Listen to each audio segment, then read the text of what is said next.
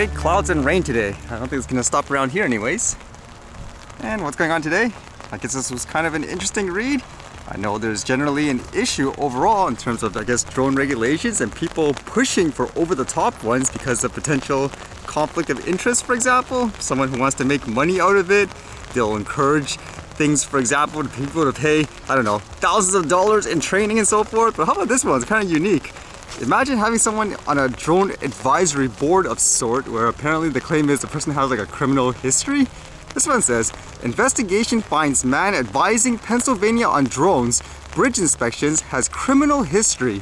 What's this about, huh? This one says, Action News investigates has learned a man advising the state on using drones for bridge inspections has a lengthy criminal record. Justin Melanson is co-founder of a drone company called Eris based in Evans City. That's how he ended up on PennDOT's Drone Advisory Task Force.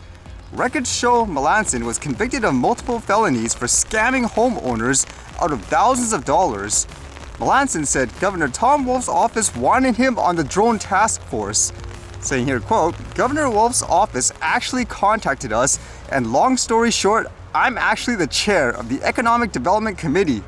How did that happen, huh? And it says a spokesperson for the governor said his office never contacted Melanson.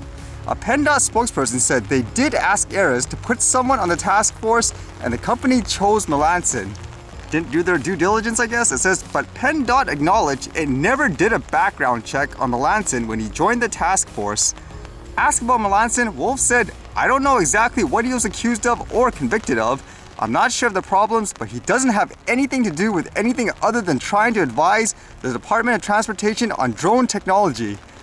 It's kind of appalling on one level, and on another level, I just have no words, said Stuart Combs of State College, who paid Melanson $44,000 to redo his kitchen and basement.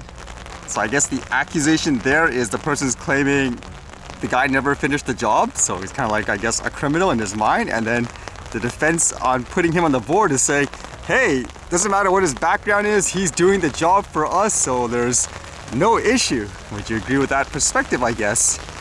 And then there's claims where the Melanson person apparently just cashed in the check and then that was it, kind of, I guess, went away. And it says, according to criminal complaint, over the next 5 months, Melanson did little work and then refused to refund Miller's money.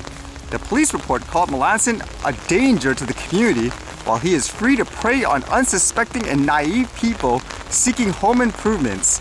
In 2018, Melanson was convicted on multiple felony counts of refusing to perform services after receiving payment.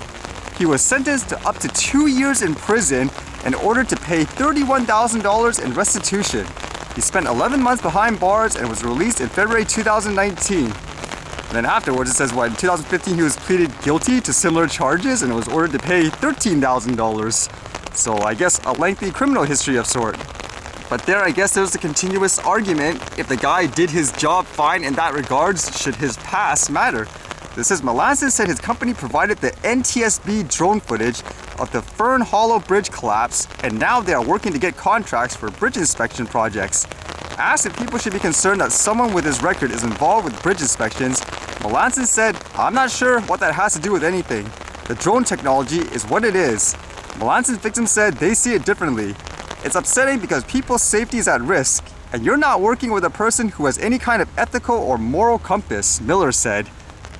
And I guess apparently the quote victim's concern would be it's one thing for them to be scammed out of, I guess, home renovation. It's another thing to have the person working on a huge public project where his concern, I suppose, would be along the lines of if the guy's not willing to do like the job completely in that regard for something small, what are the odds are he will do a thorough and complete job that's safe for everyone in a public way in that sense, like again with a big project like a bridge. Or the other topic here is, do you think that is okay or fine with a guy with a criminal record working in positions like these, being on advisory boards and so forth? It's kind of funny because people usually joke about, let's just say, people who push crazy regulations and all that for commercial interest. They call them criminals and all that. Would you consider it in this case? Well, I guess this is the crazy over-exaggerated example where the person was a criminal per se. There are a lot of commercial people trying to push for reasonable regulations or being honest and all that, but at the same time, there's just so many, I guess, fake gurus, that's what you want to say, or people just trying to take advantage of the situation commercially. Essentially promoting, again, over-the-top regulations or just trying to fearmonger it so they could, in a sense, charge, I don't know, hundreds of thousands of dollars for something that's basic at times. They want to make it like sound complicated more than it really is, in my opinion anyways. A little unfortunate, but that's kind of how it is currently.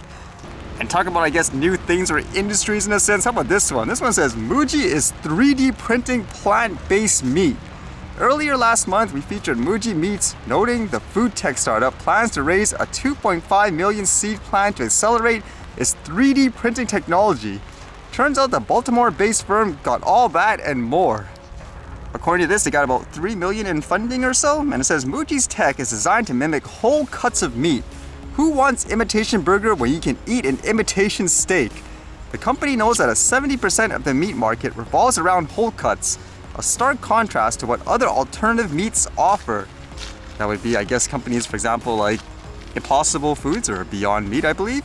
It says if you go to the food tech conferences, it's the #1 topic everyone talks about. It's really important to create real meat cuts for the industry, says more. On one hand, there's 3D printing. They create really good, authentic mouthfeels, but it's just too expensive. On the other hand, there's cheaper technologies such as traditional extrusion, electrospinning, and so on, which is really cheap, affordable, and scalable.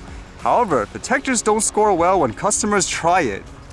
Texture is a factor, I guess, when it comes to food and whether or not people enjoy one over the other. Can you imagine this in the future though? 3D printing your own meat cuts and all that. Or at the same time, if you're someone who eats a lot of meat usually, can you imagine not eating, I guess, the real thing anymore and just stuff that is created to imitate it per se?